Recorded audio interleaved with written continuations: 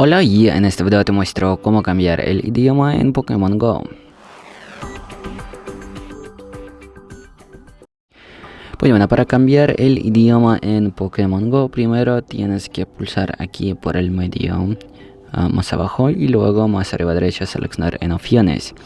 Aquí tenemos opción, general. Si pulsamos en general y más arriba tenemos idioma.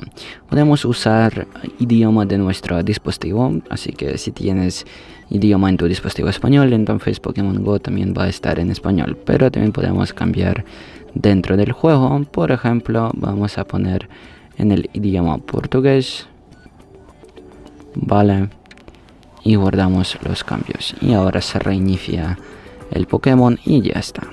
Y bueno, si os gusta el vídeo, si esta información ha sido útil para ti, deja un me gusta y no olvides suscribirse al canal. Hasta luego.